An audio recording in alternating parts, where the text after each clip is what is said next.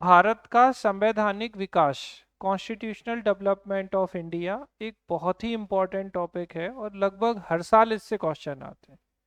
ये आपके पॉलिटी का तो इम्पोर्टेंट टॉपिक है ही, हिस्ट्री का भी इम्पोर्टेंट टॉपिक है। क्वेश्चन चाहे हिस्ट्री से आए या पॉलिटी से, इससे हमें कोई फर्क नहीं पड़ता है, एग्जाम में क्वेश्चन जरूर आता है।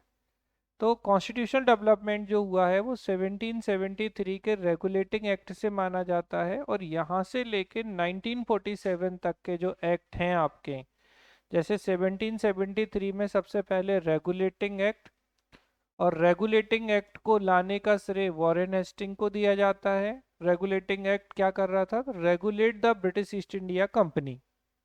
इसी के माध्यम से जो बंगाल का गवर्नर था वो गवर्नर जनरल बन जाता है।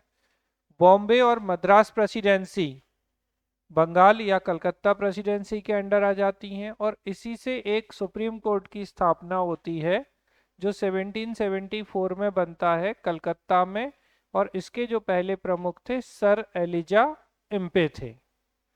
इतनी बातें आपको रेगुलेटिंग एक्ट में याद रखनी है। इसके बाद जो अगला एक्ट आता है हमारा, वो पिट्स इंडिया एक्ट आता है, जो कि 1784 में आया था, और इस एक्ट के माध्यम से कंपनी के मामलों में सरकारी नियंत्रण में वृद्धि हुई थी, और कंपनी के व्यापार में अहस्तक्षेप की जो नीति थी वो, और कंपनी के व्यापारिक और राजनीतिक कार्य एक दूसरे से अलग किए गए थे। तो पॉलिटिकल वर्क और ठीक है कॉमर्शियल जो वर्क है उन्हें सेपरेट कर दिया गया था 1984 के पिट्स इंडिया एक्ट के माध्यम से। कल भी मैंने आपको ये बताया था कि पिट्स इंडिया एक्ट जो है वो किसके समय, तो यहाँ भी गवर्नर जनरल आपके वॉरेन हेस्टिंग है, इनके समय ये आया था। और मैंने, अगर आपको याद हो तो मैंने कहा था कि पहले दो एक्ट, रेगुलेटिंग एक्ट और दूसरा पिट्स इंडिया एक्ट, इनके समय जो बंगाल के गवर्नर जनरल थे वो वॉरेन हेस्टिंग थे। इसके बाद नेक्स्ट एक्ट जो है वो चार्टर एक्ट 1786 है, जिसमें गवर्नर जनरल को विशेष स्थिति में अपने परिषद के निर्णयों को रद्द करने और अपने निर्णयों को लागू करने का अधिकार प्रदान किया था। और मैंने आपको बताया था कि ये स्पेशल, कि जो सेनापति होगा वो कौन होंगे? गवर्नर जनरल जो है वो सेनापति के रूप में काम करेंगे, और कौन? कॉर्नवालिस के समय ये आया था। तो कॉर्नवालिस जो है इनके समय ये आपका चार्टर एक्ट 1786 आया था। इसके बाद पहला चार्टर शुरू होता है अब, तो 1793 में पहला चार्टर, उसके बाद 1793 के बाद 1813 में दूसरा चार्टर। 1813 में क्या किया गया अगर आपको याद हो, तो जो क्या था इनका right, British east India company के व्यापारिक एकाधिकार समाप्त कर दिए थे चाय और चीन के साथ के व्यापार को छोड़कर, और 1 लाख रुपए शिक्षा के लिए प्रावधान किया गया था भारत में। ये दो इंपॉर्टेंट चीजें हैं जो कई बार एग्जाम में पूछी गई हैं। इसके बाद नेक्स्ट एक्ट आता है आपका 1833 का, और 33 के चार्टर जो कि तीसरा चार्टर था, इससे क्या हुआ, एक तो बंगाल के जो गवर्नर जनरल थे अब वो भारत के गवर्नर जनरल बन गए, और कौन बने पहले गवर्नर जनरल? William Bentinck. तो विलियम बेंटिक जो है वो पहले भारत के गवर्नर जनरल बन जाएंगे, इसको आपको ध्यान रखना है। और इस 1833 के एक्ट के माध्यम से सभी वाणिज्यिक अधिकार जो थे कंपनी के वो समाप्त कर दिए गए थे, तो और कॉमर्शियल राइट ऑफ कंपनी वर एबोलिश्ड। अब क्या रह गया था इनका काम? केवल राजनीतिक कार्य करना, कानून बनाना था। बंगाल का गवर्नर जनरल अब समूचे भारत का गवर्नर जनरल बन गया, और इनकी गवर्नर जनरल की जो परिषद थी इसमें पहला विधि सदस्य या लॉ मेंबर जो था वो लॉर्ड मैकाले को बनाया गया था। ये क्वेश्चन भी पूछा गया है कि पहली बार विधि सदस्य को कब। इसके बाद 1853 था, जो 1853 का चार्टर चौथा और अंतिम चार्टर है। इस एक्ट से क्या किया गया, तो नियंत्रण बोर्ड और उनके अन्य पदाधिकारियों के वेतन सरकार द्वारा निश्चित होंगे और पैसा कंपनी देगी, और डायरेक्टरों की संख्या 24 से घटाकर 18 कर दी गई थी, और 6 सदस्यों को क्राउन जो है वो नॉमिनेट करेगा। और मैंने आपको कल बताया था कि पहली बार कॉम्पिटिटिव एग्जाम, प्रतियोगी परीक्षाएं जो हैं इसी चार्टर एक्ट के माध्यम से शुरू की गई। और आपको दिमाग में ये रखना है, जिनने देखिए अभी हिस्ट्री नहीं पढ़ी है उनके लिए थोड़ा सा अलग सा होता है। तो यहाँ पर जो गवर्नर जनरल थे वो कौन थे? तो यहाँ पर गवर्नर जनरल जो है वो कौन होंगे?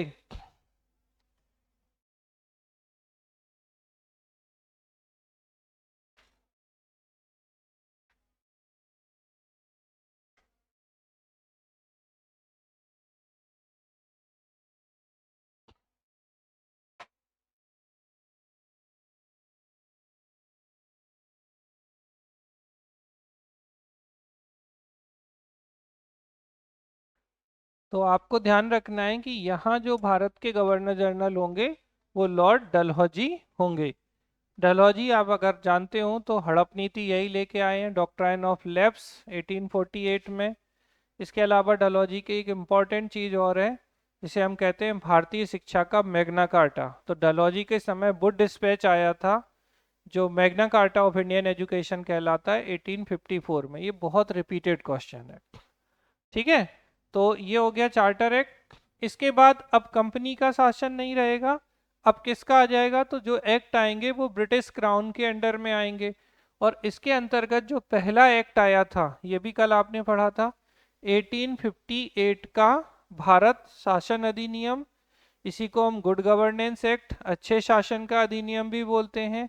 और 1857 की क्रांति के बाद आया तो कुछ सुधार इसमें किए जाएंगे। जैसे पहली बार क्या था कि वाइसराय का पद यहाँ लाया गया।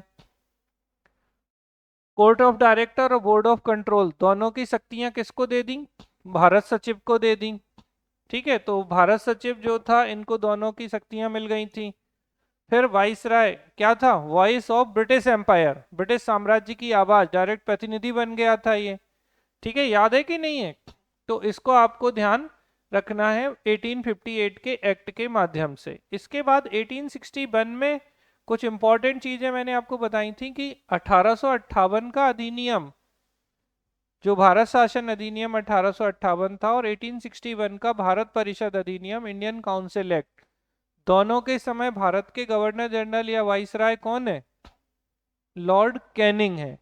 तो मैंने कल बताया भी था कि पहले वाइसराय कौन बने थे? लॉर्ड कैनिंग बने थे, क्योंकि क्या हुआ था कि इससे वाइसराय का पद जोड़ा गया 1858 के अधिनियम से, और पहले वाइसराय लॉर्ड कैनिंग जो है वो बने थे, ठीक है। तो लॉर्ड कैनिंग क्या बन गए थे? पहले वाइसराय बने थे 1858 के एक्ट के माध्यम से।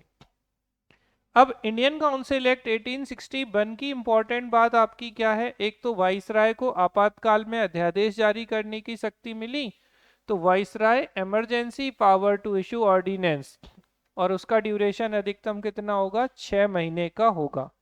ये बहुत बार आया है। इसके अलावा वाइसराय को परिषद को कानून बनाने की शक्ति प्रदान की गई। विभागीय प्रणाली, मैंने आपको कल बताया था कि पोर्टफोलियो सिस्टम शुरू करने का श्रेय कैनिंग को दिया जाता है। तो विभागीय व्यवस्था किस एक्ट में आई? वो भी आपके किस में आई थी? 1861 के इंडियन काउंसिल एक्ट में। इसके अलावा कार्यकारी परिषद का विस्तार किया गया, तो 6 से लेके अधिकतम 12 अतिरिक्त सदस्यों की नियुक्ति इसके माध्यम से की गई। तो 6 से 12 सदस्यों की नियुक्ति की गई। बंबई और मद्रास प्रांतों को अपने लिए कानून बनाने तथा संशोधन करने का अधिकार दिया गया। तो अब देखो 1773 का जो रेगुलेटिंग एक्ट आया था, उसने क्या किया था कि बॉम्बे और मद्रास किसके अंडर में होंगे? कलकत्ता प्रेसिडेंसी के। यहाँ क्या किया 1861 में कि फिर से डिसेंट्रलाइजेशन कर दिया, यानी अब ये अपने लिए कानून बना सकते हैं। तो 1861 से देखिए 3 क्वेश्चन आते हैं। एक, पोर्टफोलियो सिस्टम कब शुरू किया गया? 1861 के भारत परिषद अधिनियम से। एक। दूसरा, अध्यादेश जारी करने की शक्ति किस एक्ट से आई?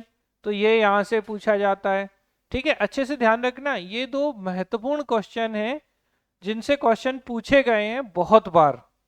एक अध्यादेश और दूसरा आपका पोर्टफोलियो सिस्टम से।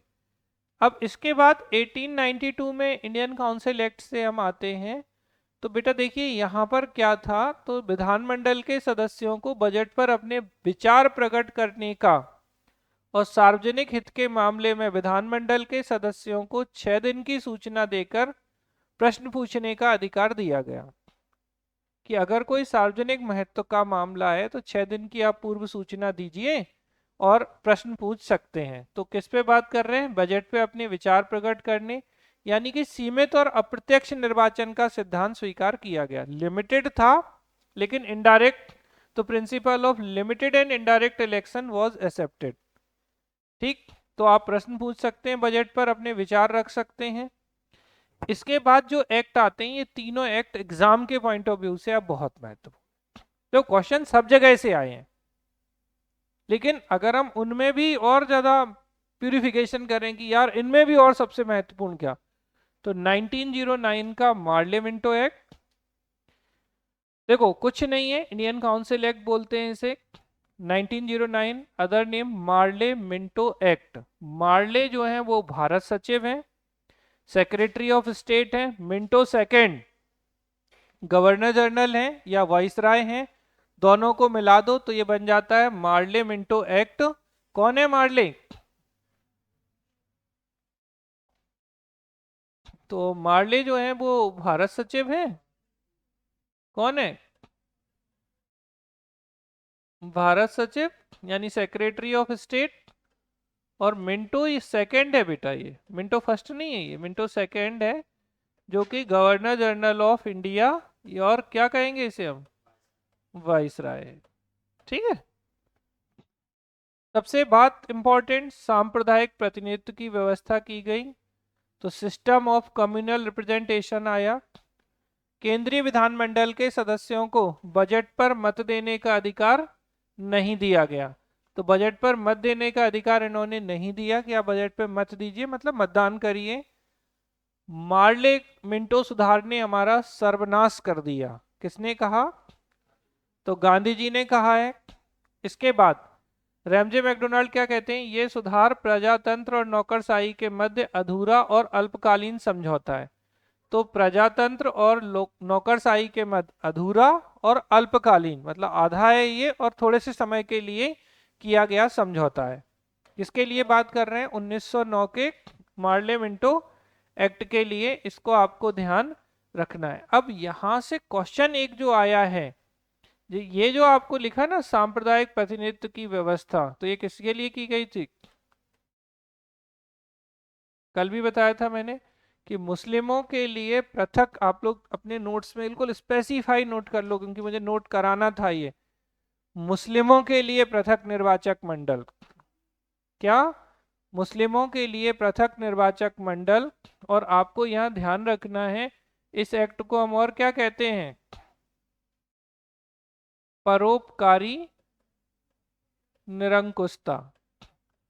तो पूछा गया क्वेश्चन है ये कि परोपकारी निरंकुशता किस एक्ट को कहा जाता है? इंग्लिश वाले, बेनेवोलेंट डेस्पोडेंट।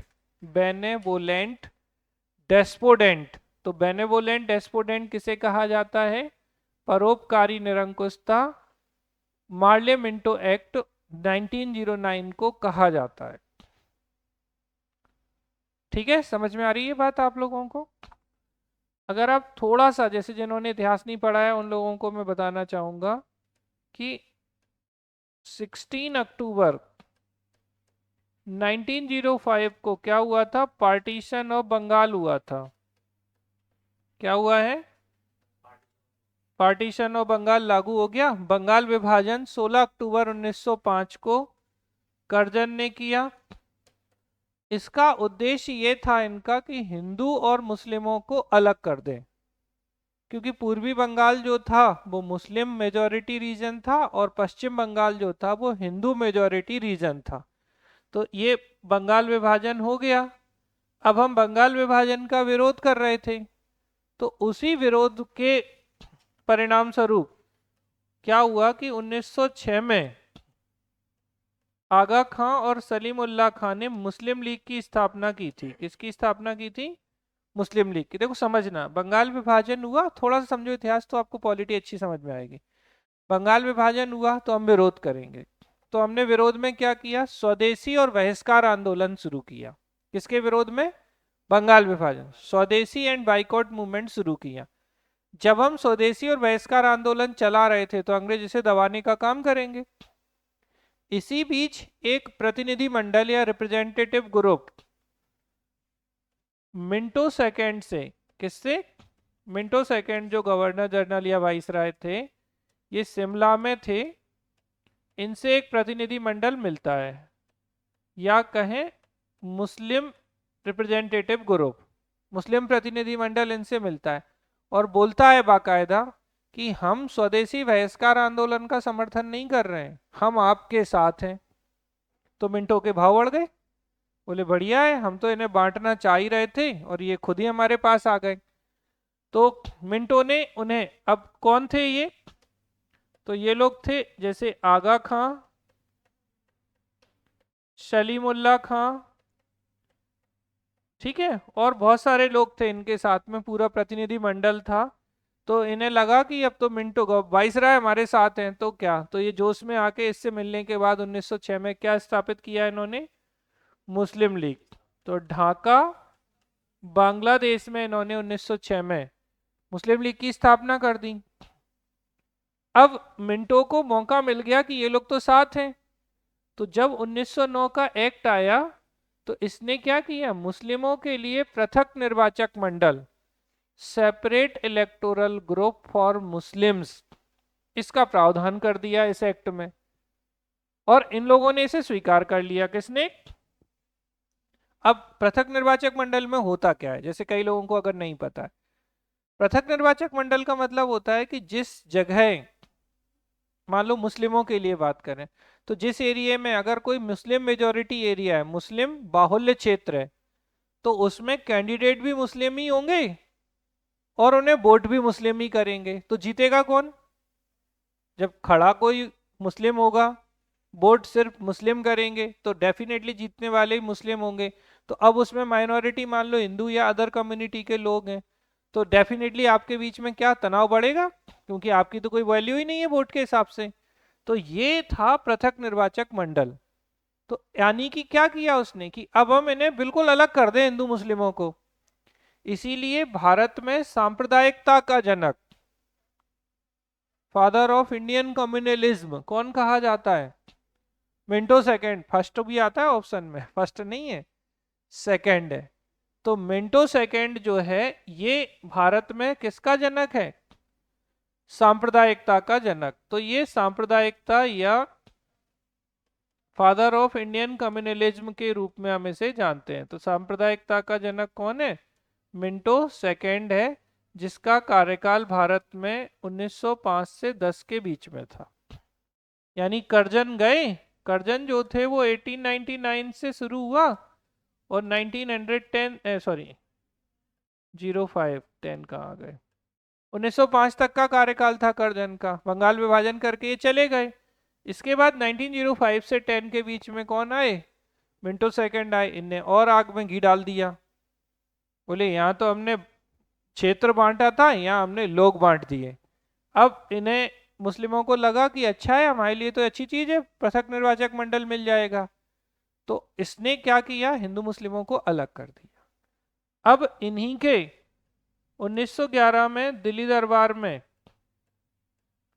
दरबार लगेगा 1911 में, और इस दिल्ली दरबार में जॉर्ज पंचम आएंगे।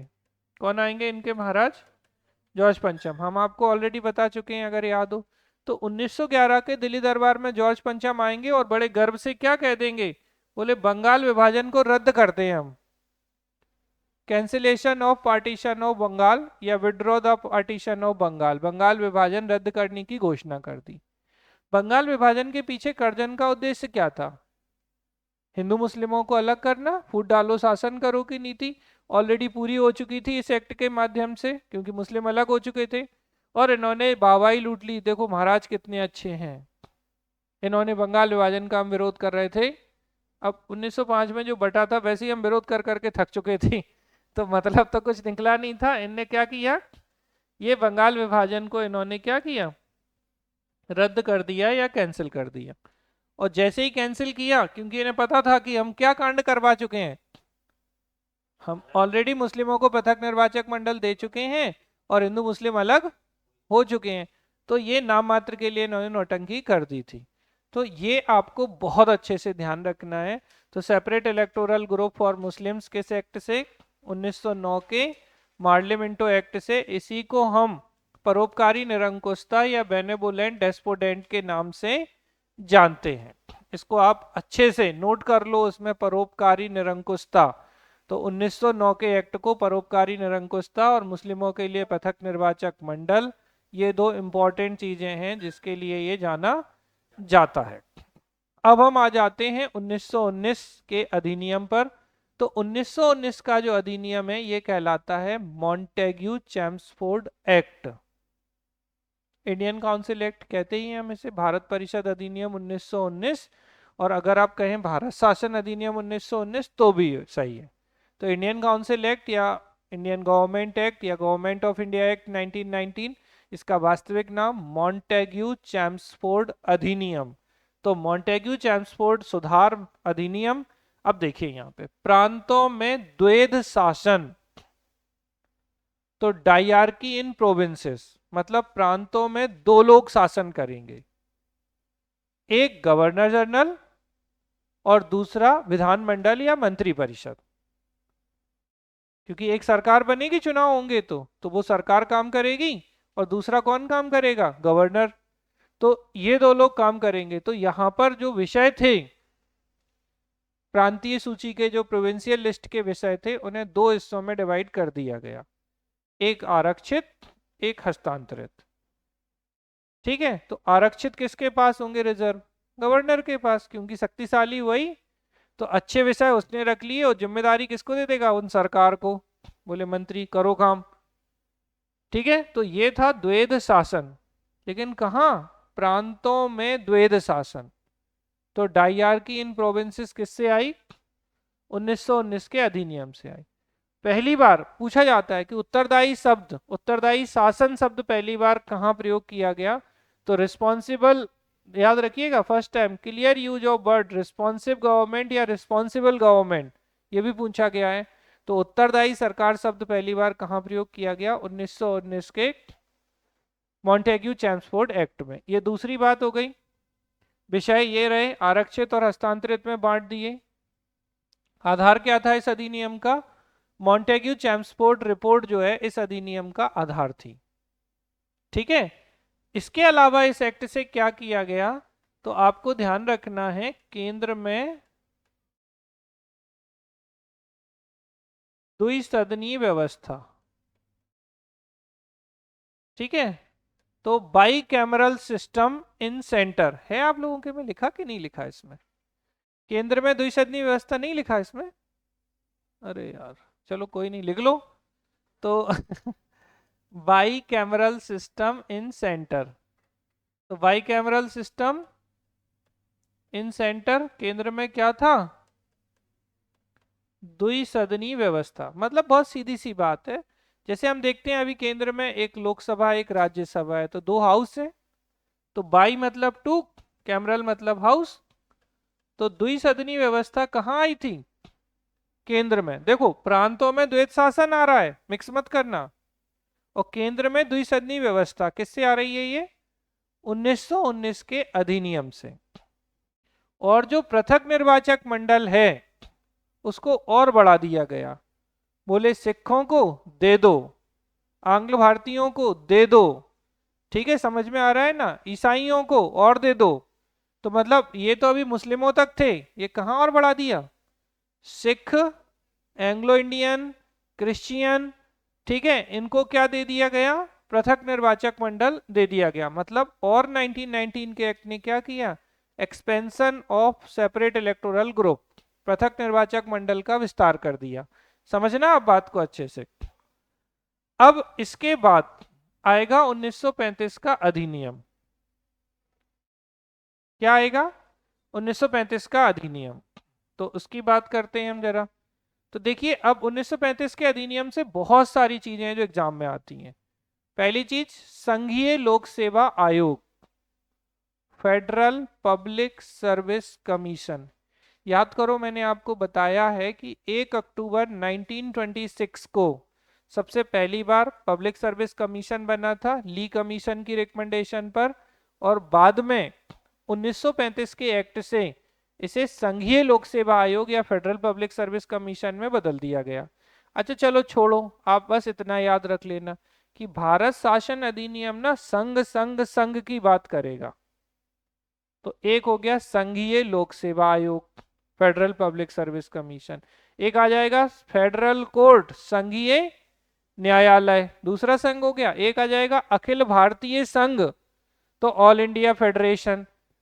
समझ में आ रही ना? तो संघ संघ संघ। और एक है समवर्ती सूची, यानी कॉन्करेंट लिस्ट, ये भी इसी से आ जाएगी। तो क्या क्या आ गया?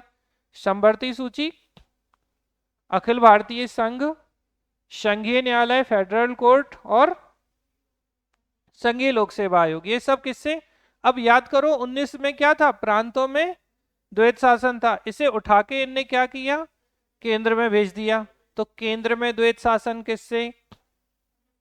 1935 के अधिनियम से। फिर थोड़ा बैक चलते हैं। अब 1919 को थोड़ा याद करो।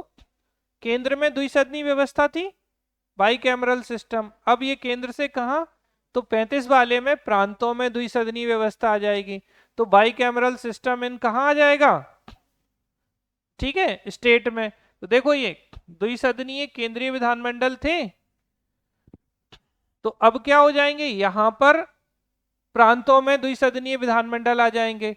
तो आपको बहुत अच्छे से ध्यान रखना है कि क्या हो रहा है। अब जब प्रांतों में द्वैध शासन समाप्त हो गया, अब जैसे पूछे किस अधिनियम के माध्यम से प्रांतों में द्वैध शासन समाप्त हुआ, तो 1935 के अधिनियम से।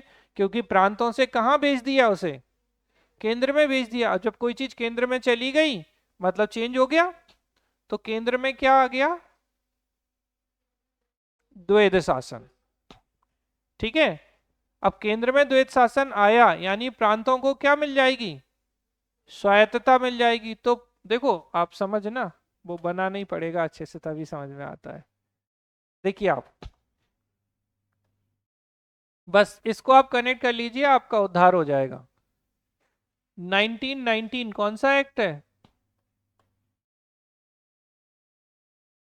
Montagu Chelmsford act. 1935 भारत शासन अधिनियम या गवर्नमेंट ऑफ इंडिया एक्ट।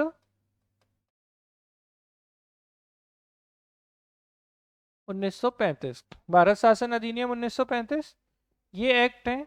अब देखिए हमने आपको जो पढ़ाया, समझना, यहाँ क्या था? प्रांतों में द्वैध शासन एक चीज थी यहाँ। यानी अब ये जो प्रांतीय विषय हैं, ठीक है, प्रोविंशियल लिस्ट जो है वो किस में बढ़ जाएगी? एक आरक्षित यानी रिजर्व्ड, और एक हस्तांतरित यानी कि ट्रांसफर्ड। तो रिजर्व और ट्रांसफर्ड दोनों में बट गई है। आरक्षित किसके पास? ठीक है, गवर्नर के पास। हस्तांतरित किसके पास? सरकार कहें या विधानमंडल कह दे, भाई जो सरकार बनेगी वो हस्तांतरित विषयों पे कानून बनाएगी। ठीक है, दूसरी इंपॉर्टेंट चीज क्या थी? केंद्र में द्विसदनीय व्यवस्था यानी bicameral system in centre. कैसा system? Bicameral system in centre. ठीक है, ये हो गई बात। आपको लाइव में जरा एक बार रिप्लाई करो, यहां तक कोई समस्या आपको? अब यहां आ जाते हैं। देखो आप, ये जो डाइआर्की थी, क्या थी डाइआर्की? कहां थी डाइआर्की? इन प्रोविंसेस, या इसी को हम कह सकते हैं प्रोविंशियल डाइआर्की। अब ये कहां पहुंची? केंद्र में द्वैध शासन। तो डाइआर्की इन,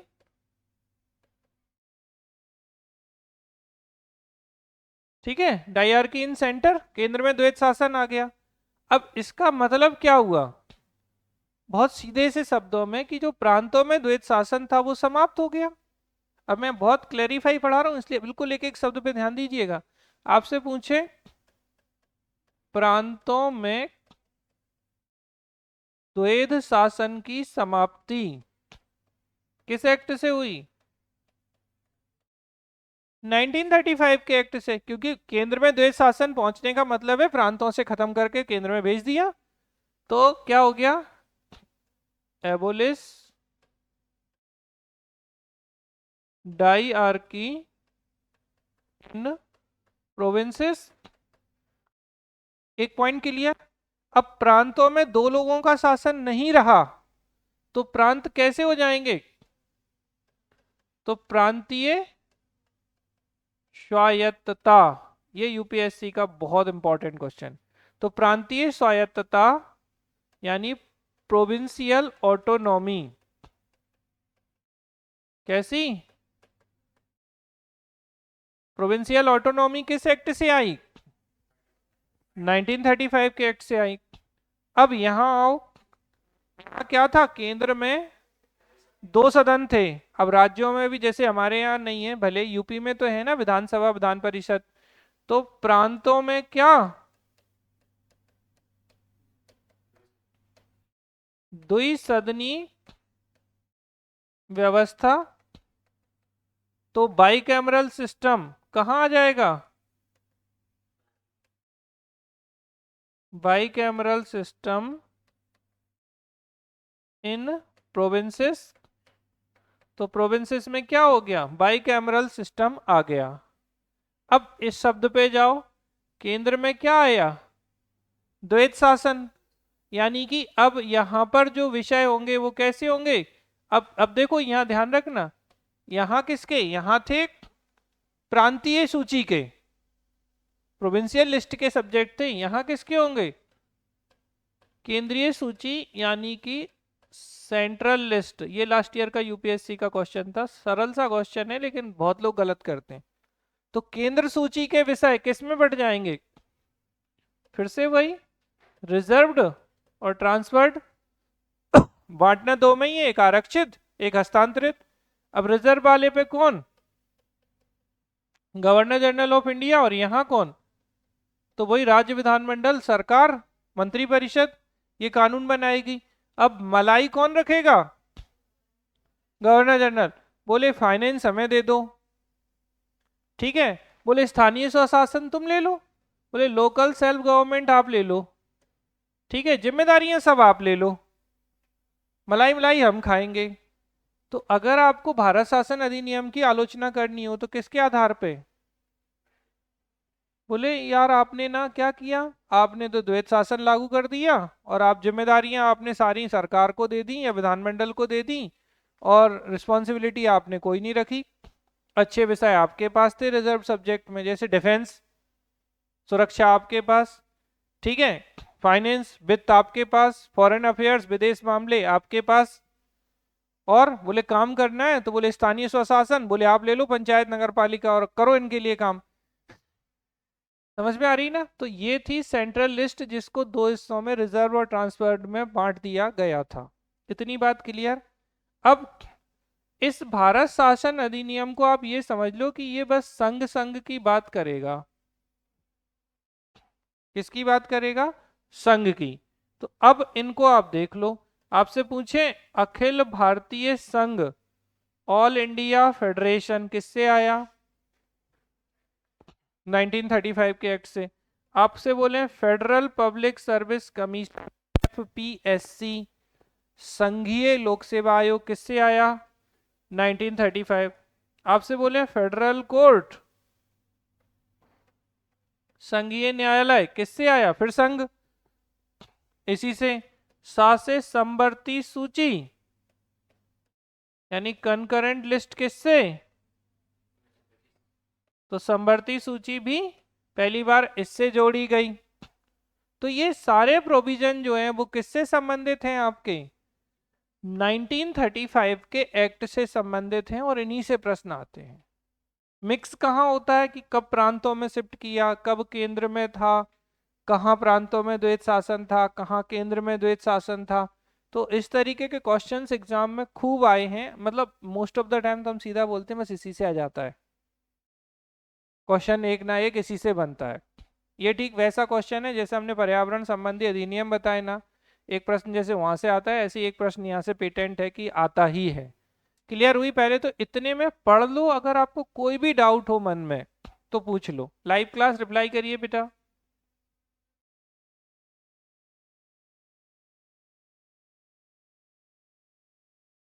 नहीं,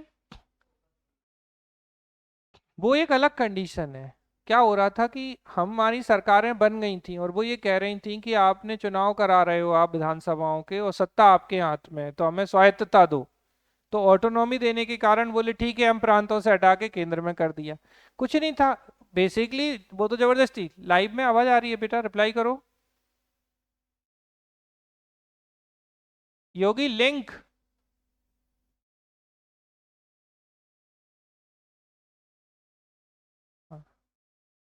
लिंक चली गई थी अभी जस्ट। लिंक भेज दी ना? ठीक। ठीक है, तो क्लियर है आप लोगों को ये बात? तो इस तरीके क्वेश्चन आते हैं एग्जाम में, खूब आते हैं भर भर के। इस बात को अगर बिल्कुल समझने में दिक्कत हो, मतलब चाहे कितना ही टफ पेपर हो, बस इससे ज्यादा कुछ नहीं आता। तो इसको आप अच्छे से समझ लो। मतलब अभी की क्या, 16 फरवरी की बात नहीं कर रहा हूँ मैं, अभी मई में एग्जाम होगा यूपीएससी का, आप देखोगे कि यही आया, बोर्ड यही है, सब कुछ यही है, आप तो फोटो ले लो। ठीक है, अच्छे से बस दिमाग में रखना है। ठीक, अब हम सरल सरल सी बातें, जैसे संघीय लोक सेवा आयोग बन गया, अखिल भारतीय संघ बन गया, प्रांतों में द्वैत शासन समाप्त करके केंद्रों में लागू हो गए, प्रांतों को स्वायत्तता दे दी। उत्तरदायी शासन, प्रांतों को दोहरे शासन के स्थान पर अब गवर्नर अध्यादेश जारी करने का अधिकार मिल गया। सांप्रदायिक और वर्गीय मतदाता मंडल को और बढ़ा दिया। अब और बढ़ाने का मतलब क्या है, तो यहाँ फिर से दिखा देता हूँ। यहाँ पे किन किन को दिया इन्होंने पृथक निर्वाचक मंडल या सांप्रदायिक पृथक निर्वाचक मंडल?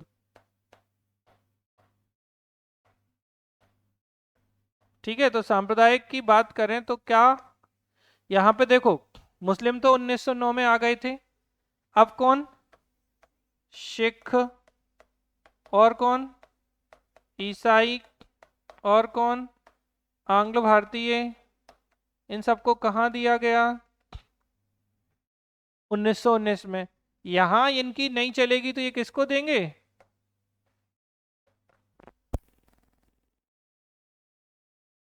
को भी दे दिया। तो गांधी जी इसी बात से बड़े नाराज थे इनसे शुरू से, तो दलित वर्ग को भी पृथक निर्वाचक मंडल दे दिया गया। तो इनको आपको कनेक्ट करना है अच्छे से। तो और हम देखें, 9 में मुस्लिम से शुरू किया, 19 में और बढ़ाया, 35 में ये दलित वर्ग को देने के लिए फेवर में आ गए। तो इस तरीके से कंटिन्यू क्या कर रहे हैं, सांप्रदायिक निर्वाचक मंडल या कम्युनल क्या कर रहे हैं ये। तो आपको ध्यान रखना है कि ये पृथक निर्वाचक मंडल या सेपरेट इलेक्टोरल ग्रुप को बढ़ाते जा रहे हैं। ठीक है, द्विसदनीय केंद्रीय विधानमंडल, शक्तियों का विभाजन केंद्र और प्रांतों के मध्य किया गया, फेडरल न्यायालय बनाया गया, फेडरल कोर्ट। ठीक है, और कांग्रेस के लखनऊ अधिवेशन में बेटा इसे अस्वीकृत कर दिया था कि 1936 का जो कांग्रेस का अधिवेशन था लखनऊ का, जिसके अध्यक्ष जवाहरलाल नेहरू थे, उन्होंने मना कर दिया था कि बोले हमें नहीं चाहिए। अब जवाहरलाल नेहरू कुछ बोलेंगे तो क्या बोले? बोले एक कार जिसमें ब्रेक तो है पर इंजन नहीं है। किसने कहा 1935 के अधिनियम को? जवाहरलाल नेहरू। मतलब कार है, ब्रेक तो है, इंजन नहीं है, अब चलाओ कार, बिना इंजन की कार। गुलामी का अधिकार पत्र, दासता का आज्ञा पत्र। ठीक है, इसको कहा गया। तो ये आपको ध्यान रखना है। तो बेटा अच्छे से ध्यान रखिएगा कि क्या हो रहा है। गुलामी का right of slavery, a car that has brake but not engine, ये किसने कहा था? जवाहरलाल नेहरू ने गुलामी का अधिकार पत्र कहा। एक कार जिसमें ब्रेक तो है पर इंजन नहीं है, इसको कहा गया। तो ये हो जाता है आपका 1935 का एक्ट।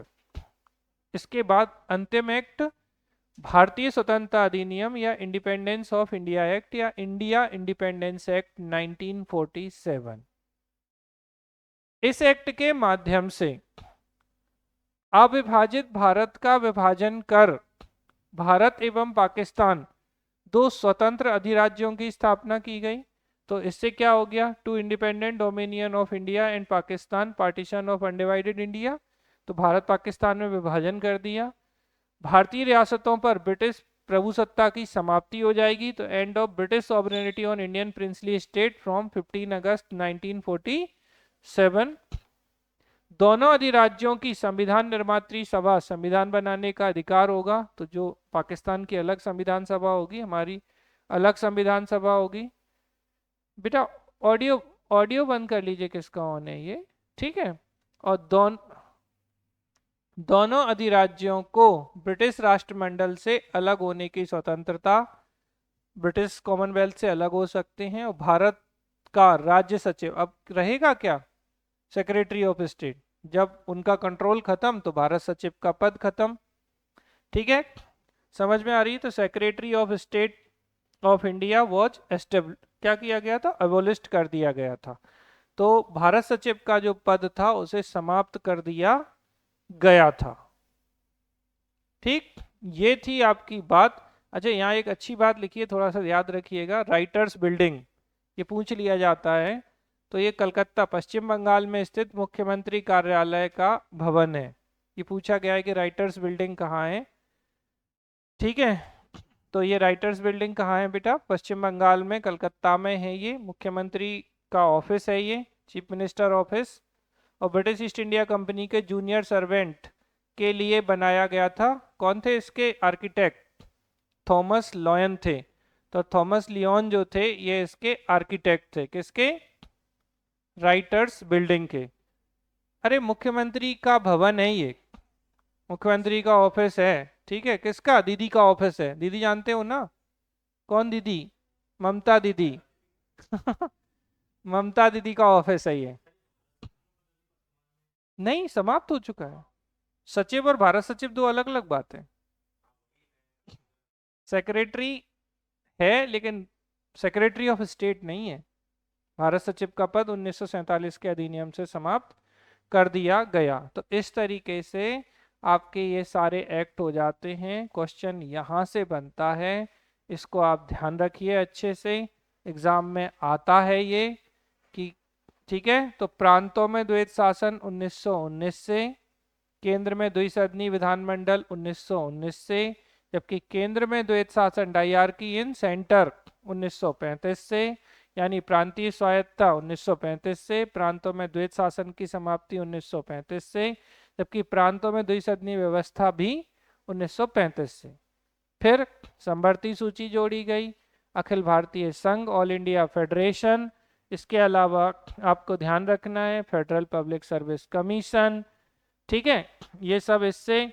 और क्या, संवर्ती सूची इससे, फेडरल कोर्ट इससे। तो ये सारी चीजें जो हैं वो किससे जोड़ी गई, आपकी 1935 के एक्ट से जोड़ी गई थी।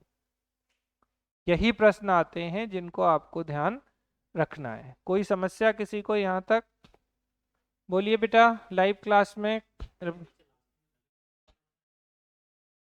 हाँ, अब देखो क्या था, थोड़ी सी कहानी मैं सुना देता हूँ आपको। हो क्या रहा था कि ये लोग जिस तरीके से इन्होंने मुस्लिमों को अलग कर दिया था, एक बड़ी जनसंख्या थी, कौन, दलित वर्ग, डिप्रेस्ड क्लास। तो इनका उद्देश्य ये था कि अगर हम हिंदुओं से दलित वर्ग को और अलग कर दें तो फूट डालो शासन करो की नीति पूरे तरीके से लागू हो जाएगी। और इसी के लिए इन्होंने किसको हथियार बनाया, doctor B are Ambedkar ji को। क्योंकि आपको पता है कि दलित वर्ग की तरफ से गोलमेज सम्मेलन में कौन भाग लेंगे, डॉक्टर बी आर अम्बेडकर। तो डॉक्टर भीमराव अंबेडकर जो है वो डिप्रेस्ड क्लास की तरफ से पार्टिसिपेट करेंगे, कहाँ, पहले दूसरे तीसरे गोलमेज सम्मेलन में। तो जब सेकेंड राउंड टेबल कॉन्फ्रेंस थी, द्वितीय गोलमेज सम्मेलन जो था, तो द्वितीय गोलमेज सम्मेलन में क्या हुआ बेटा कि सेकेंड राउंड टेबल कॉन्फ्रेंस के दौरान जब इन्होंने कहा कि हम मुस्लिमों को, किसको आगे कर दिया इन्होंने, डॉक्टर बी आर अम्बेडकर को, रैमजे मैकडोनाल्ड जो उस समय ब्रिटिश प्राइम मिनिस्टर थे, बी आर अम्बेडकर को आगे करते हुए बोले कि हम दलित वर्ग को पृथक निर्वाचक मंडल देते हैं। तो गांधी जी इस बात से नाराज हो गए और गांधी जी ने स्पष्ट रूप से मना कर दिया और सेकेंड राउंड टेबल कॉन्फ्रेंस जिसमें एकमात्र सम्मेलन जिसमें गांधी जी और कांग्रेस ने भाग लिया था वो था द्वितीय गोलमेज सम्मेलन। गांधी जी वहां से वापस आ गए। वापस आके गांधी जी फिर से अपना सविनय अवज्ञा आंदोलन शुरू करेंगे, और जैसे ही अंग्रेज देखते हैं कि कोई आंदोलन शुरू हुआ जेल में डाल देते हैं, तो गांधी जी को इन्होंने जेल में डाल दिया। ठीक है, सविनय अवज्ञा आंदोलन का द्वितीय चरण के बाद जेल में डाला। और इसके बाद इन्होंने क्या किया, British prime minister Ramsay MacDonald ने, तो 16 अगस्त 1932 को, कब, 16 अगस्त 1932 को इसने एक घोषणा की जिसे हम कहते हैं मैकडोनाल्ड घोषणा। क्या जानते हैं? मैकडोनाल्ड डिक्लेरेशन के नाम से जानते हैं। इसी को कहा जाता है सांप्रदायिक अधिनिर्णय। क्या कहा जाता है इसे? सांप्रदायिक अधिनिर्णय। तो इसका नाम क्या हो गया? Communal award.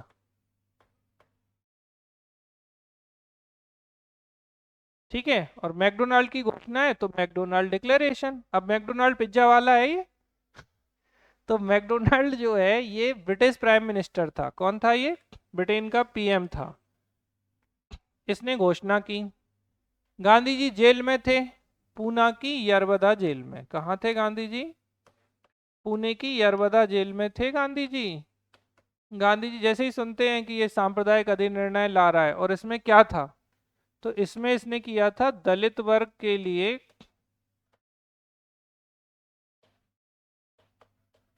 पृथक निर्वाचक मंडल, तो separate electoral group for depressed class, दलित वर्ग के लिए पृथक निर्वाचक मंडल की इसने घोषणा कर दी। अब गांधी जी क्या करेंगे? गांधी जी बोले हम आमरण अनशन करेंगे। क्या करेंगे? ठीक है, तो फास्ट अंटिल द डेथ, और गांधी जी शुरू कर दिए अनशन। जैसे ही गांधी जी अनशन किए 2-4 दिन में तबीयत बिगड़ गई।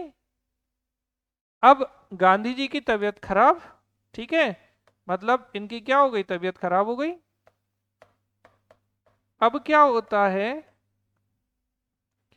कि अब बात किस पे आ जाएगी, क्योंकि भाई कौन लेगा पृथक निर्वाचक मंडल को?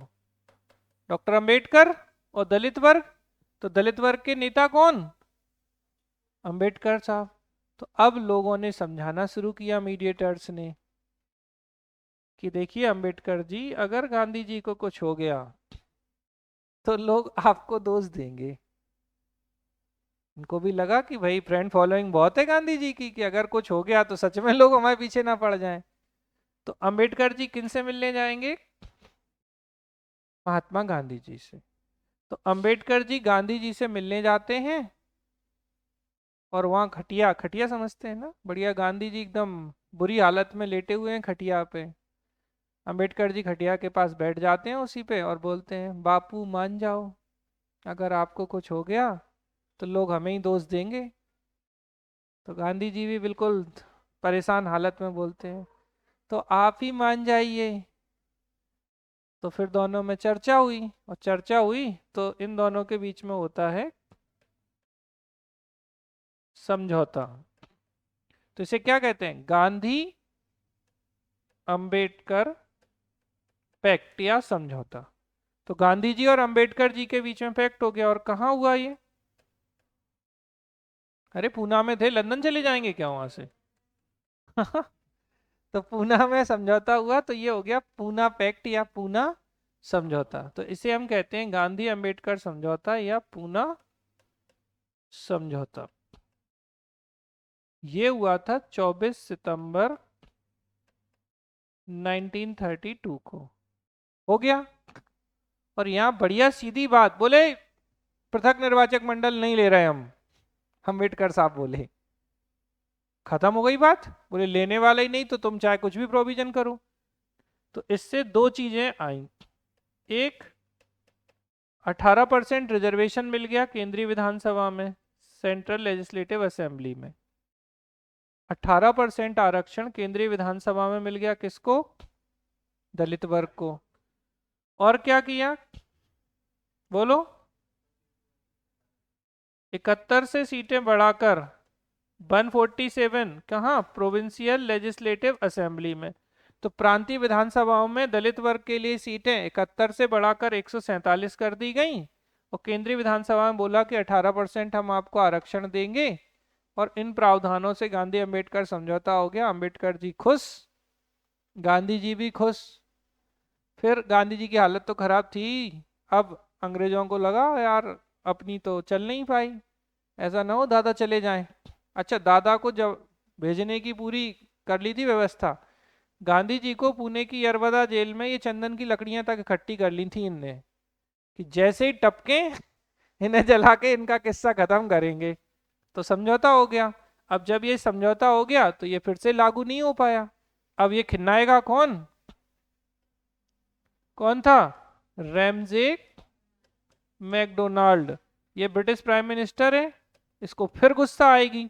अच्छा ये बहुत ढीठ है, ये मानता नहीं है।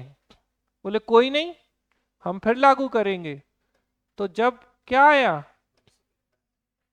भारत शासन अधिनियम 1935 आया, तो इसने फिर से क्या डाल दिया,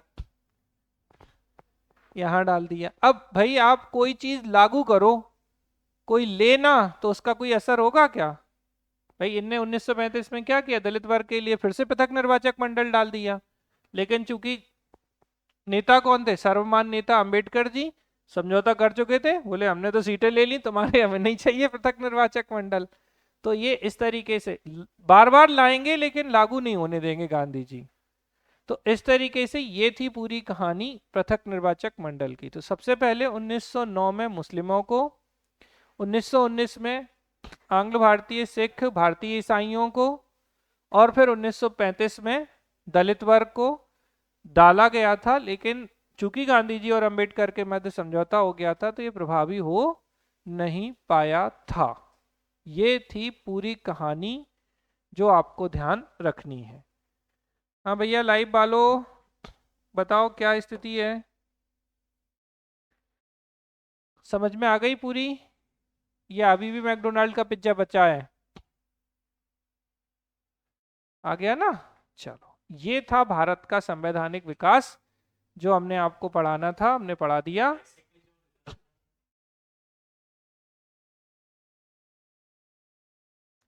किनका समझौता नहीं करा रहे हो, अंबेडकर जी का। या तो बापू यहाँ मर जाते। अरे वो हड़ताल कर रहे हैं, आमरण अनशन कर रहे हैं, तो मर जाते, एक कंडीशन। दूसरी स्थिति, अगर ये मर जाते तो हो सकता है कि अंबेडकर जी को कोई निपटा देता। भाई अब वो क्या जाता, अब इसको कौन जानता है। एक दो स्थितियां, तीसरी स्थिति क्या हो सकती थी कि दंगे हो जाते तो पता नहीं कितने मरते। समझ गए। अब बताओ क्या करें, चले 32 में चल के 16 अगस्त को कि क्या होना है बताओ बापू, ये नहीं मान रहे हैं। ठीक है, तो ऐसी कंडीशन क्रिएट नहीं करनी है अपन को, ध्यान रखिएगा। ऐसी कंडीशन क्रिएट की तो कांड हो जाएगा। ठीक, तो ये थे आपके सारे एक्ट जिनको आपको ध्यान रखना है। सो कृपया अच्छे से ध्यान रखें, बिल्कुल गड़बड़ ना करें। गड़बड़ की, अच्छा कई बार करंट लगता है सबको, तो आपका क्वेश्चन गलत हो जाएगा। अब किसको मरवाना है बता दो,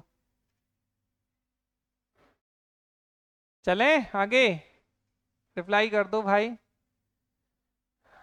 चलो ठीक है, तो ये हो गई कहानी। एक मिनट बस, कहाँ चले गए।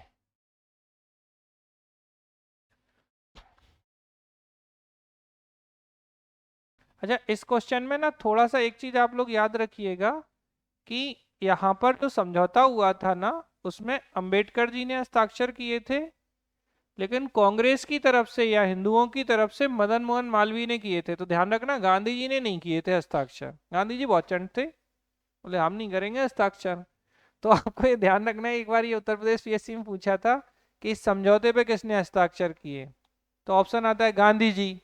तो गांधी जी नहीं, मदन मोहन मालवीय जी ने इस पे हस्ताक्षर किए थे। तो इसको आपको ध्यान रखना है कि किसने किए थे हस्ताक्षर?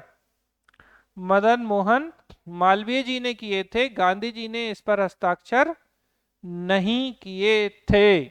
ठीक है, तो इसको आप ध्यान रखेंगे। जल्दी बताइए, अब तो कोई समस्या होनी नहीं चाहिए, खत्म हो गई कहानी। चलो, अब हमें एक और टॉपिक पढ़ना है। वो टॉपिक है हमारा, कौन सा टॉपिक है भैया? संसदीय समितियां। डाल लीजिए हेडिंग, संसदीय समिति, पार्लियामेंट्री कमिटी।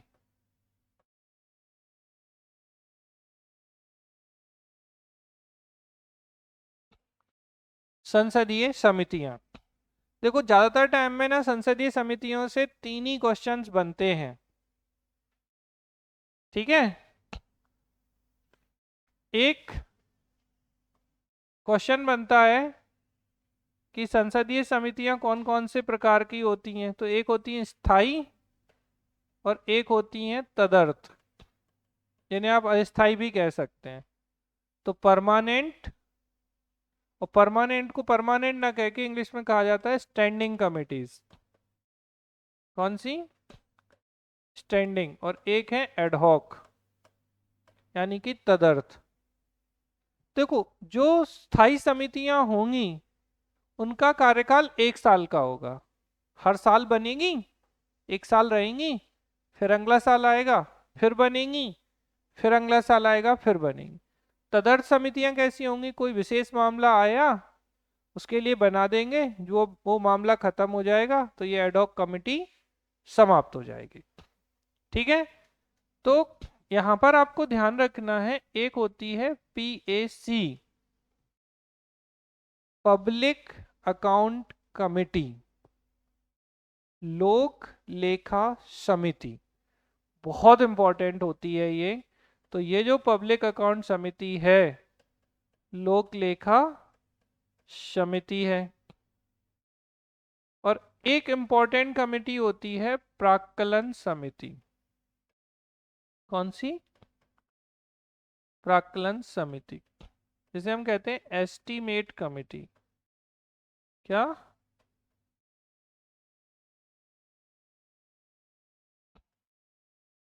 ठीक, तो एक है पब्लिक अकाउंट कमिटी, एक है एस्टीमेट कमिटी।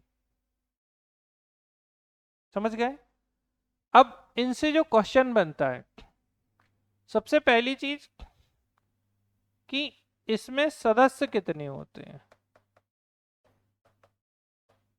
तो 15 + 7 यानी कि 22, और 15 लोकसभा से और 7 राज्यसभा से। ये बहुत आता है क्वेश्चन। 15 सदस्य लोकसभा के, 7 सदस्य राज्यसभा के, कुल सदस्य तो टोटल मेंबर कितने हैं पब्लिक अकाउंट कमेटी में? 22। और इसका जो अध्यक्ष होता है वो होता है विपक्ष का नेता या विपक्षी दल का। ठीक है, विपक्ष का नेता इसका अध्यक्ष होता है। यहां अगर हम बात करें, कोई बताएगा कि एस्टीमेट कमेटी में कुल सदस्य कितने होते हैं? लाइव क्लास जल्दी बोलिए। प्राक्कलन समिति में कुल सदस्य 30 मेंबर। ठीक है, अच्छा 30 सदस्य होते हैं। ठीक है, ये एक चीज। अच्छा, 300 सदस्य किसके होते हैं? ये लोकसभा के। एक क्वेश्चन पूछा जाता है कि संसद की सबसे बड़ी स्थायी समिति, जिसमें सिर्फ लोकसभा के सदस्य भाग लेते हैं, तो ये है प्राक्कलन समिति। ठीक है, अब इसका अध्यक्ष कौन होगा? तो सत्ताधारी दल का होगा, सत्ता पक्ष से ही होता है सामान्यतः। ठीक है, अब इनकी बात करें, इनका निर्वाचन तो एकल संक्रमणीय आनुपातिक मत पद्धति से होता है। किससे होता है? एकल संक्रमणीय आनुपातिक मत पद्धति। इसे हम बोलते हैं proportional representation by means of single transferable vote. क्या? Proportional representation by means of single transferable vote. आपको यहाँ ध्यान रखना होगा, इसका भी सेम है, एस लिख देते हैं या इंग्लिश में लिख देते हैं, proportional representation by means of single transferable vote। एकल संक्रमणीय आनुपातिक मत पद्धति। क्या बोला? एकल संक्रमणीय आनुपातिक मत पद्धति। पहले इसको समझ लो थोड़ा सा। तो हमारे महामहिम तो अब शब्द नहीं करते, माननीय राष्ट्रपति, उपराष्ट्रपति, राज्यसभा और विधान परिषद लेजिस्लेटिव काउंसिल और संसदीय समितियां पार्लियामेंट्री कमिटीज। आपको ये ध्यान रखना है कि इन सब के चुनाव की जो पद्धति है वो कैसी है? एकल संक्रमणीय आनुपातिक मत पद्धति, single transferable vote by means of single transferable vote. तो proportional representation by means of single transferable vote एकल संक्रमणीय आनुपातिक मत पद्धति से होता है राष्ट्रपति का चुनाव, उपराष्ट्रपति का चुनाव, राज्यसभा के सदस्यों का चुनाव, विधान परिषद के सदस्यों का चुनाव और संसदीय समितियों के जो सदस्यों का इलेक्शन होगा वो इस पद्धति से होता है। क्लियर है इतनी बात? इनका जो कार्यकाल है, यहाँ लिख रहा हूँ क्योंकि नीचे अब जगह नहीं है, टेन्योर जो होता है इनका वो 1 ईयर का होता है। इसका भी कितना होगा? 1 ईयर का होगा। ठीक है। लोक लेखा समिति को प्राक्कलन समिति की जुड़वा बहन और प्राक्कलन समिति को लोक लेखा समिति की जुड़वा बहन, यानी एक दूसरे की ट्विन सिस्टर हैं ये। ठीक है। अब लोक लेखा समिति में ये किस पे काम करती है? तो अगर याद हो मैंने आपको कल सीएजी बताया था, तो सीएजी ने अपनी रिपोर्ट दी थी राष्ट्रपति को और राष्ट्रपति ने रखी थी संसद में, और संसद में इस पे चर्चा करते हैं लोक लेखा समिति वाले लोग, जिसका अध्यक्ष होता है विपक्ष का नेता, लीडर ऑफ अपोजिशन। और फिर देखो क्या मजा आता है। ठीक है, समझ में आ रही है? तो इसका टेन्योर भी कितना है? 1 ईयर का होता है। ये जो समिति बनी थी लोक लेखा समिति, ये कब बनी पहली बार? 1921 में। ये कब बनी कोई बताएगा लाइव में? प्राक्कलन समिति कब बनी थी? 1950 में। ठीक है कितना बेकार लिखा, यहाँ लिख देते हैं। तो ये 1950 में बनी थी, ये 1921 में बनी थी, इसको आपको ध्यान रखना है। और एक होती है तीसरी इंपॉर्टेंट समिति, सार्वजनिक उपक्रम समिति, पब्लिक सेक्टर अंडरटेकिंग कमिटी। तो वो सार्वजनिक क्षेत्र के जो उद्यम होते हैं उनसे संबंधित मामलों को देखती है। तो सार्वजनिक उपक्रम पे जो सीएजी की रिपोर्ट होती है वो उसके पास चली जाती है।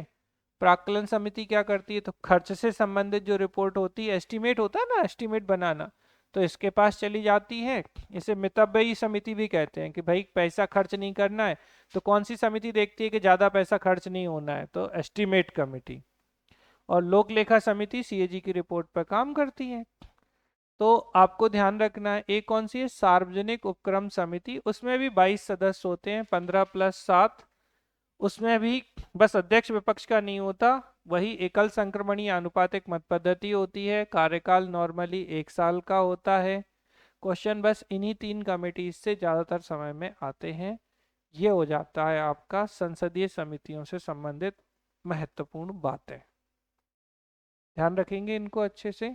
अब देखो होता क्या है, जैसे कोई भी स्थायी समिति आ जाए आपसे, तो आपका कॉमन पॉइंट क्या है? निर्वाचन एकल संक्रमणीय आनुपातिक मत पद्धति, कार्यकाल 1 वर्ष का, सामान्यतः अध्यक्ष की नियुक्ति लोकसभा अध्यक्ष करते हैं जनरली सबकी। तो ये तो कॉमन बातें हैं जो आपको आराम से कहीं भी आप डाल दोगे।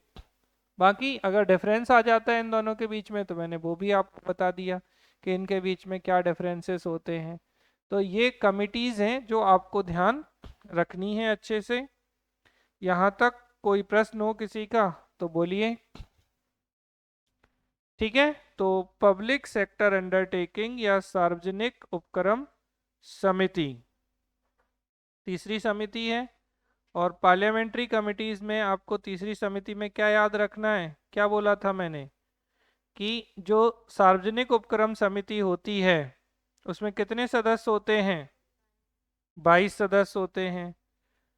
ठीक, और चुनाव कैसे होगा, तो एकल संक्रमणीय आनुपातिक मत पद्धति से।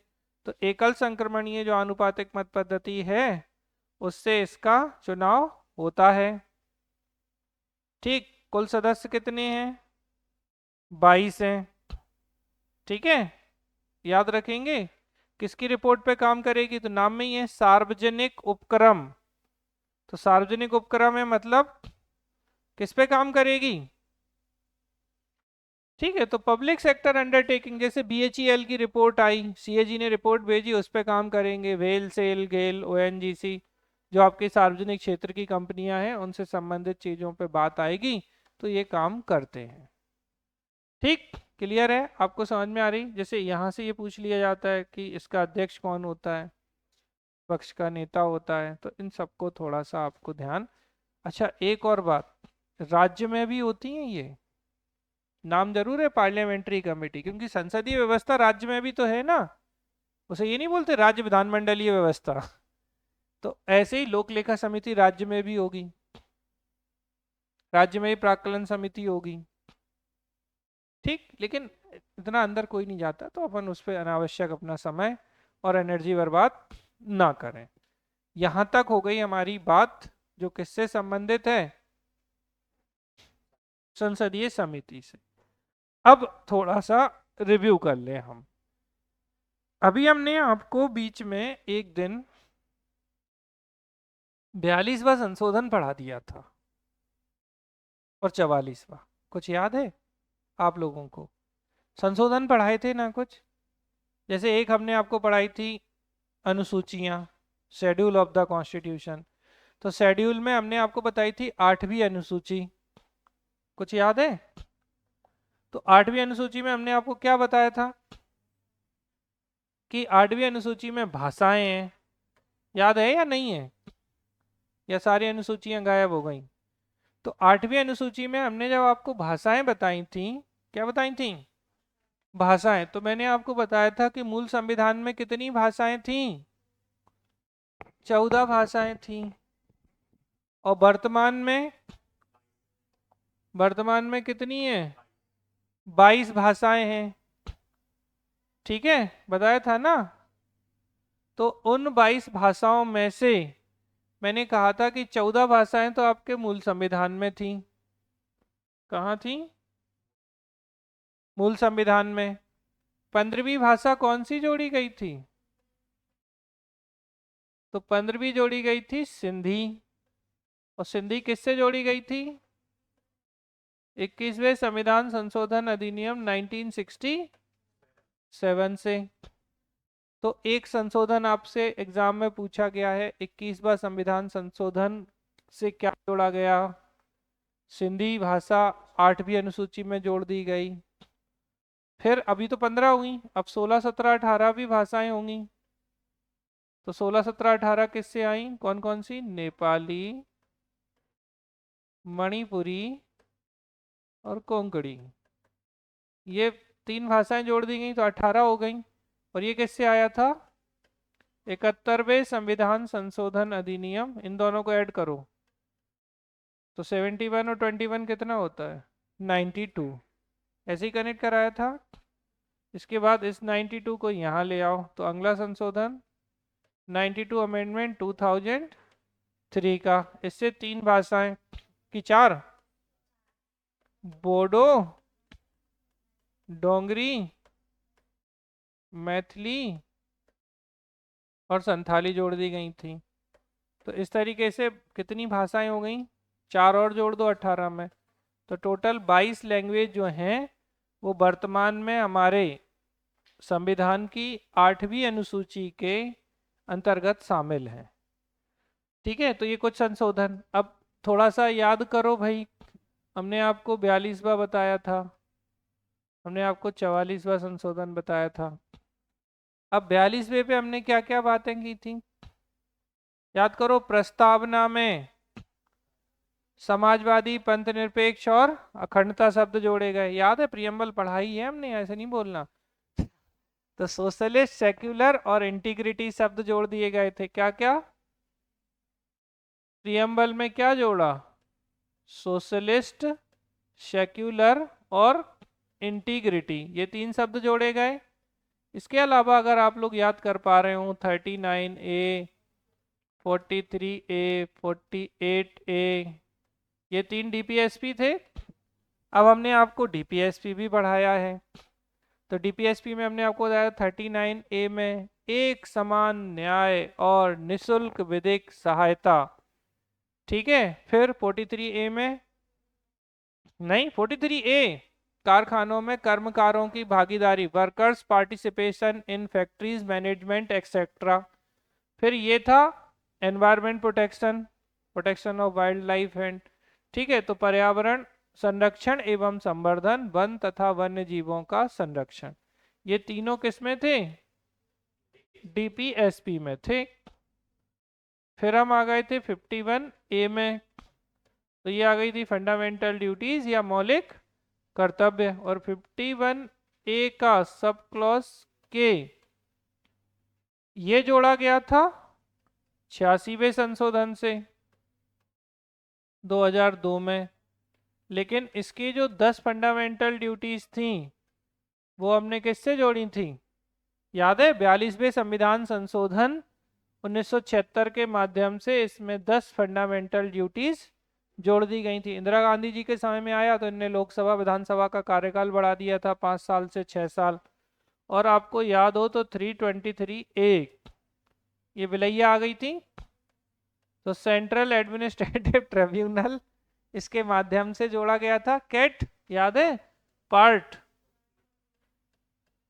14A इससे जोड़ा गया था। तो ये संशोधन हम आपको, अब जैसे हमने आपको 2-3 दिन पहले पंचायत पढ़ाई थी, कौन सा संशोधन था पंचायत का, 73वां, नगर पालिकाओं के लिए 74वां, दल बदल के लिए 52वां, याद है, 10वीं अनुसूची दल बदल। अब इसे 42वें को 44वें से कनेक्ट करो। 42वें में हमने कैसे बताया था कि 4 और 2 6, 1976 में आया। 44वां 4 और 4 8, तो 1978 में आया। अब देखो जो 6 साल कर दिया था टेन्योर इनका, वो फिर से 5 साल कर दिया।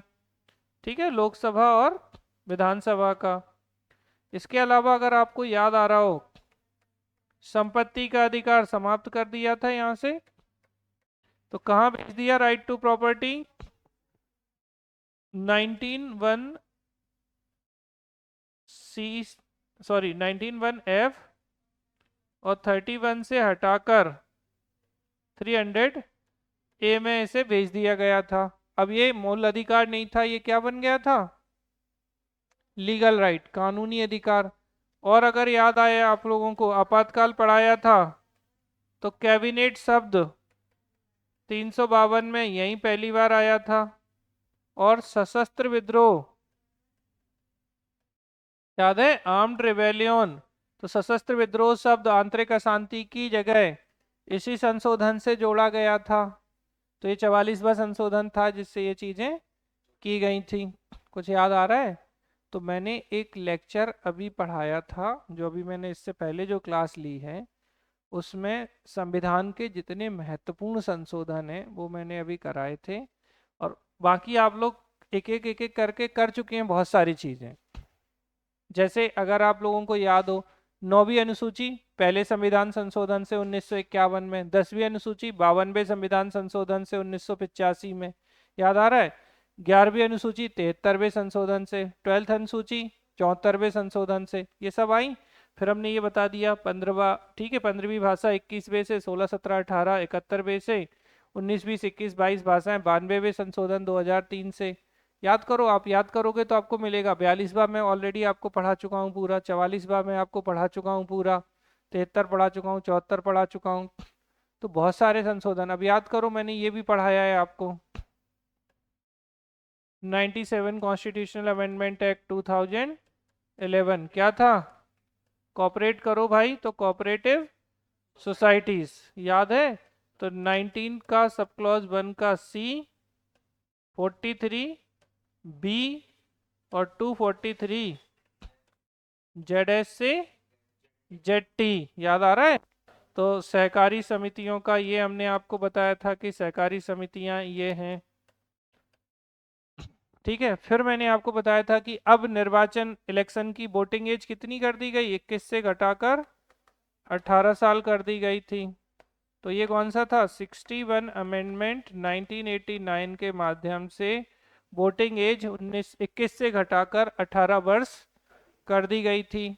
तो आप अगर थोड़ा सा जो अभी हमने पढ़ा है कुछ दिनों में, उसको अगर थोड़ा रिव्यू करने की कोशिश करोगे तो आपको सारी चीज़ें जो हैं वो इसमें मिल जाएंगी, ठीक है। फिर भी मैं आप लोगों की तसल्ली के लिए 5-10 मिनट आपको एक ओवरव्यू दे देता हूँ। बाकी आप लोग आराम आराम से, मैंने इससे पहले जो क्लास पढ़ाई है उसमें मैंने सारे अमेंडमेंट पढ़ा दिए हैं और अलग अलग करके आप लोगों को भी मैंने बताई दिए हैं। तो चाहें तो आप उसको एक बार और देख लेना, मैं वीडियो की लिंक आप लोगों को ग्रुप पे शेयर कर दूंगा। बाकी मैं आपको पढ़ा रहा हूँ, ठीक है। क्योंकि संशोधनों से क्वेश्चन आता है तो हम लोग एक बार इस पे बात कर लेते हैं, ठीक है। जिनने पढ़ लिया वो रिवीजन कर लें शांति से, आपका काम हम कर रहे हैं।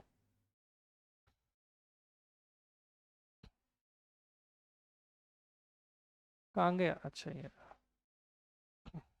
हिंदी की फाइल में भेज दूंगा, इंग्लिश वाली से ही करवा देता हूँ मैं, ठीक है।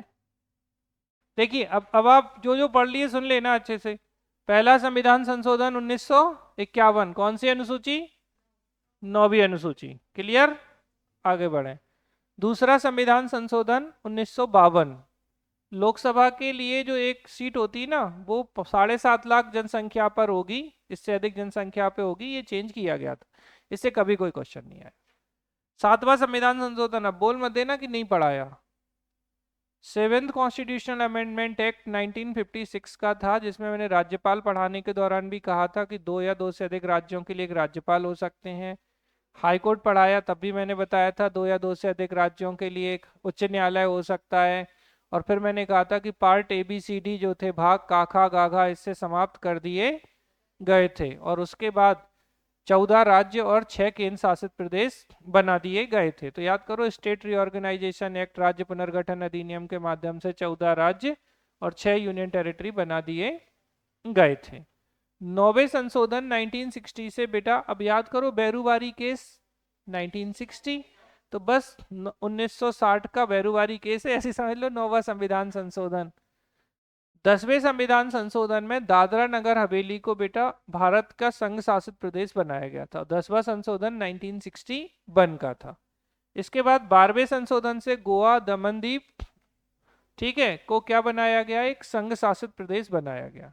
तो 10th अमेंडमेंट से नहीं, 12th अमेंडमेंट से 1962 में, जबकि 10वें से कौन? दादर, अरे 10 दादर, ठीक है। चलो फिर इसके बाद 13वें संशोधन से, अब याद करो 371A, हमने आपको बताया था नागालैंड, मैंने ABCDEFGHIJ तक बताए थे, रिपीट नहीं करूंगा। 14वें संशोधन 1962 से पौंडीचेरी को संघ शासित प्रदेश बनाया गया।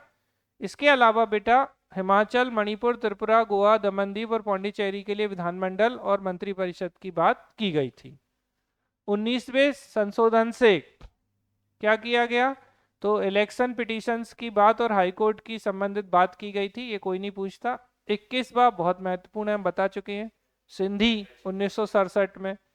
24वें संशोधन से बेटा संविधान संशोधन विधेयक पर राष्ट्रपति अपनी स्वीकृति देने से मना नहीं कर सकते, या राष्ट्रपति को स्वीकृति देनी होगी। ये 24वें संशोधन 1970, सब इंदिरा गांधी जी करा रही हैं, बोले संशोधन कर रहे हैं, हाँ बोलो।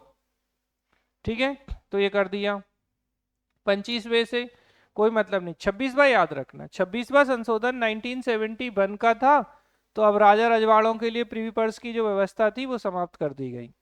पहले क्या होता था, जब भारत में विलय हुआ तो उस समय सरदार पटेल और बीपी मेनन साहब ने एक संधि की थी कि भाई हम आपका जो खर्च है, आपकी जो भी अधिकारी कर्मचारी आप नियुक्त करोगे वो प्रीवी पर्स यानी भारत सरकार अपनी राजकीय थैली से वो पैसा देंगे। इंदिरा गांधी जी आयरन लेडी बोले बस बहुत है, ले लिया आपने। 1947 से लेके 71 तक, 71 में 26वां संशोधन लाई और प्रीवी पर्स, ये बहुत आता है। प्रीवी पर्स व्यवस्था को कब समाप्त किया गया, तो 26वें संशोधन 1971 से। इसके बाद 31वें संशोधन 72 में क्या किया गया, तो लोकसभा की सीटें 525 से 545 कर दी गई। 35वां संशोधन इसलिए याद रखना कि जो सिक्किम है, ये हमने पहले भी बताया, जब याद करो हम राज्य बता रहे थे आपको, तो सिक्किम जो था इसको सहराज्य का दर्जा दिया गया 1974 में, और बाद में 36वें संशोधन से इसे पूर्ण राज्य या कंप्लीट स्टेट या फुल फ्लेजेड स्टेट बताया गया। मैंने बताया था कि सिक्किम 1975 में, गोवा 1987 में, अगर कुछ याद आ रहा हो आपको। तो 36वां संशोधन से सिक्किम को पूर्ण राज्य का दर्जा, फिर 40वां संशोधन इकोनॉमिक जोन का है, एक्सक्लूसिव इकोनॉमिक जोन 76 का। 42वां बता चुके, 44वां बता चुके, 52वां दल बदल बता चुके, 61वां अभी बताया, 21 से घटा के 18 साल कर दी गई वोटिंग एज। 65 कल बताया था, SC ST एक्ट कल परसों दोनों। तो national commission for SC and national commission for ST दोनों मिला के एक, तो national commission for SC and ST किए गए थे। बाद में 89 आएगा तो NC SC और NC ST को अलग कर देंगे। 69वें संशोधन याद करो, मैंने बताया था केजरीवाल काका 239A में है, याद करो, यूनियन टेरिटरी पढ़ा रहा था मैं जब पार्ट पढ़ाते समय, तो मैंने कहा था 69 अमेंडमेंट 1991 के माध्यम से नेशनल कैपिटल टेरिटरी बनाई गई। फिर 71वें संशोधन अभी पढ़ा हमने, नेपाली मणिपुरी कोंकणी भाषाओं को जोड़ा गया। 73वां पंचायत से, 74वां नगर पालिकाओं से, 86वें से यदि आप माता पिता या संरक्षक हैं तो अपने 6 से 14 वर्ष के बच्चे के लिए निःशुल्क और अनिवार्य शिक्षा का प्रावधान करेंगे। इसके अलावा मैंने बताया था आर्टिकल 21A फंडामेंटल राइट में, राइट टू एजुकेशन, तो 21A में शिक्षा का अधिकार था, और मैंने आपको बताया था कि इसी एक्ट को लागू करने के लिए शिक्षा का अधिकार अधिनियम RTI act, right to education act 2009 आया, और 1 अप्रैल 2010 से RTI एक्ट लागू कर दिया गया था। ठीक है, इसके बाद 86वें संशोधन हो गया आपका। 88वां 2003 का था, इससे सर्विस टैक्स। 89वें से NC SC NC ST बना दिए गए। 91 से, अगर आपको याद हो, मैंने कहा था मंत्री परिषद की संख्या 15% से अधिक नहीं होगी, जो 2003 में लाया गया था। और 92 से तो आपको पता ही है कि 92 में क्या किया गया, 92 अमेंडमेंट से बोडो, डोंगरी, मैथिली, संथाली भाषाओं को 2003 में जोड़ा गया। फिर 95 संशोधन से 10 साल के लिए इनके प्रोविजन को आगे बढ़ा दिया गया था, SC ST के रिजर्वेशन को। 97वां आपको पता है कोऑपरेटिव सोसाइटीज 2011 का। बोलो जल्दी से, 19(1)C, 43B और 243(Z)S से Z(T). 99 में आपको बताया था NJAC लाया गया था, तो NJAC 2014 का था, 2015 में से समाप्त कर दिया गया था, नेशनल जुडिशियल अपॉइंटमेंट कमीशन। मैंने कहा था मोदी सरकार लेके आई थी नए न्यायाधीशों को नियुक्त करने की, ये जो कॉलेजियम सिस्टम था उसकी जगह एक नई व्यवस्था लेके आई थी, जिसे समाप्त कर दिया था सुप्रीम कोर्ट ने। 100वें में हमने बांग्लादेश के साथ जो बाउंड्री एक्सचेंज की वो है, तो 2015 का। 101 आपको पता ही है GST का है, अच्छे से बात कर चुके हैं। 101 अमेंडमेंट 2016 का है, लेकिन GST कब से लागू हुआ, 1 जुलाई 2017 से। 102 हम पढ़ चुके हैं, NCBC national commission for backward class के लिए प्रोविजन था, 102वां संशोधन 2018। 103 हम पढ़ चुके हैं, 3 EWS, 3 ही अक्षर हैं, तो EWS के लिए रिजर्वेशन 2019 का। 104वां हम पढ़ चुके हैं, किसके, 2020 का। इससे क्या किया हमने, SC देवी SC ST को रिजर्वेशन बढ़ाया था और एंग्लो इंडियन के प्रोविजन को समाप्त किया है। इसके बाद 106वां संशोधन जो है वो महिला रिजर्वेशन बिल है, और इससे क्या किया गया कि लोकसभा और विधानसभा के चुनाव में महिलाओं को 1/3 आरक्षण देने की बात की जाएगी। अब जैसे ऐसे समझो, अगर आपको याद हो आर्टिकल 330, लोकसभा में SC ST के लिए आरक्षण था, तो 330A जुड़ जाएगा अब कि 1/3 आरक्षण महिलाओं को। फिर याद करो 332 राज्य की विधानसभाओं में, स्टेट लेजिस्लेटिव असेंबली में SC ST के लिए रिजर्वेशन था, तो 332A आ जाएगा। याद करो 239AA केजरीवाल काका थे ना, तो वहां भी विधानसभा है तो वहां भी आरक्षण देना पड़ेगा। तो ऐसे आर्टिकल्स में क्या जुड़ जाएंगे आपके, ठीक है। तो ये आर्टिकल्स अब आगे चल के जुड़ जाएंगे जब ये चीजें लागू हो जाएंगी पूरे तरीके से। तो ये महिला आरक्षण विधेयक था 106वां संविधान संशोधन, ठीक है, लेकिन बिल था 128वां। ठीक है, तो ध्यान रखना है बिल कौन सा है, 128 बिल है ये, ठीक है। अमेंडमेंट बिल 128वां है, लेकिन एक्ट के रूप में ये 106वां संविधान संशोधन अधिनियम है। तो ये हैं आपके पूरे संविधान संशोधन से संबंधित बातें। ये मैं फाइल अभी आपको थोड़ी देर में शेयर कर देता हूँ, तो इसको और हिंदी वाली भी मैं पैरेलल में शेयर कर दूंगा। कुछ नहीं है, आप तो देखो मैंने जो पढ़ाया है ना वही है मैक्सिमम चीजें, बस शुरू की जो चीजें हैं ना एक दो, जैसे ये मैं बताऊं आपको, जैसे एक दूसरा, तो दूसरे संशोधन से क्या किया गया, 7.5 लाख जनसंख्या पे लोकसभा सीट होगी। सातवां हम पढ़ा चुके हैं, हाई कोर्ट, ठीक है, हाई कोर्ट गवर्नर 2 या 2 से अधिक राज्यों के लिए एक हो सकते हैं। 14 राज्य 6 केंद्र शासित प्रदेश, पार्ट ABCD समाप्त किए गए।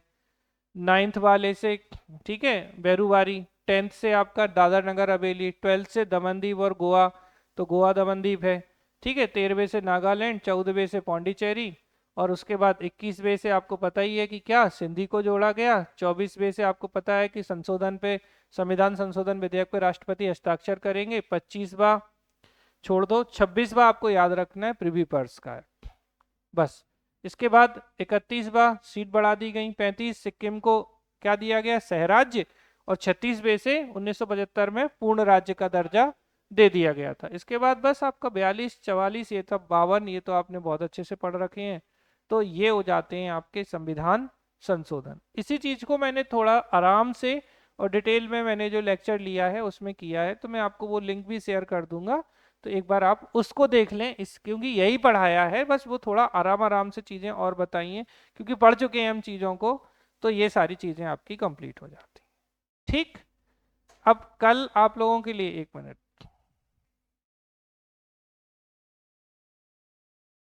योगी बंद कर दो।